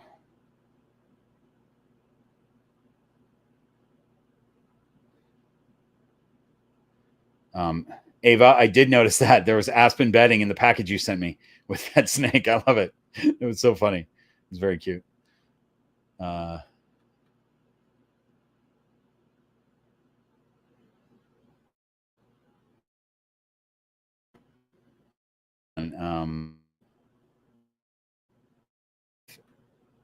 Why isn't this showing? Well, oh, there we go. There we go. I'm feeding a 3-month-old fuzzy rats. She has a problem getting around the front arms. Should I cut them off before feeding? No. Don't do that. They'll eat it. That's not a problem. They'll get it down. They're used to eating things with wings. Wait till you feed a snake a bird and the snake tries to eat it backwards and the wings open up as they're eating it. They'll get it down. It's just very awkward to watch. But yeah, especially the feet. That's totally fine. Just feed them a whole prey and they will get it. They have been around for thousands and thousands and millions of years. Millions of years, snakes have been around eating stuff.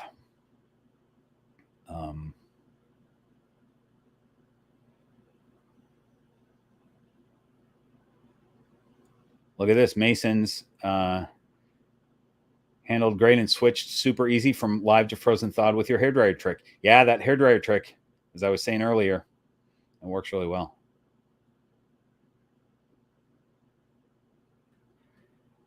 Okay, guys, I'm going to answer these last few, and then we're going to cut this off, because I'll do another one of these in 3 weeks. We'll probably do 3 more produced videos and then another live stream.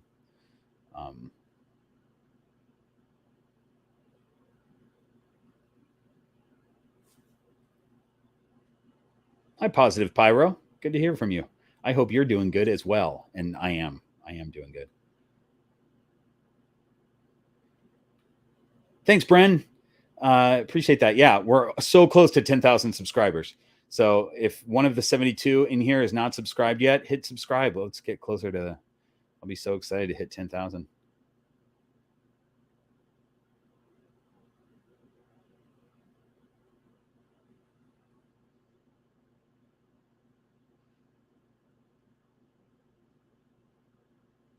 This is a good question, Aaron. Do you happen to know roughly what percentage of prey weight a ball python retains? Example, if they eat a 25-gram rat, how much weight would you expect them to gain after settling for a few days? About 25 grams. And I say that jokingly, but also kind of seriously, because I don't know what the actual number is. But I will say that the reason your snake doesn't poop very often is because snakes are so good at using up everything. You know, they digest that meal and it goes into size, and they only poop after they've had a number of meals. You know, we're talking about ball pythons generally only poop after they've had a number of meals. And that's what we were talking about earlier. When you're overfeeding your snake, you're seeing them poop big poops a lot. That's definitely overfeeding, because then you've got a snake that's not using that, you know, it's overeating. And so it can't use all of that prey. So it's just turning it into waste.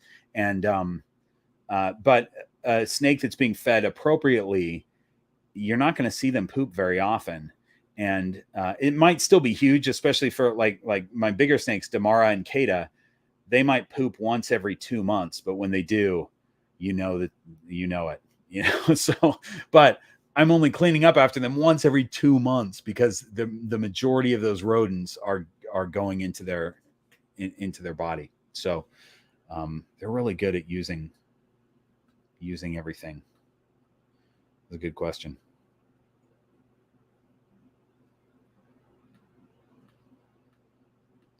I'm sitting here looking at a box from Lane Labs that was delivered right before this live stream. And I'm going to thaw out some rodents from that box and put a lot of rodents in my freezer and feed some snakes tonight. I think we did it, you guys. I think we've done this live stream. I appreciate all of you staying with me for this. This was fun. It's great to see you all on here. I love how interactive you guys are, chatting with each other, chatting with me. It's super fun. I'm going to go back and read all these comments because I skipped so many questions, and I apologize if I skipped yours. But thanks again for this. Don't forget to check out the store. It's probably not under this video, but it's under any of the other videos with all the new merch stuff. That's cool. Check out the Discord. Check out the Patreon if you want to check out that. Discord's free though, so you know. All right, that's it. Talk to you guys later. See you next week.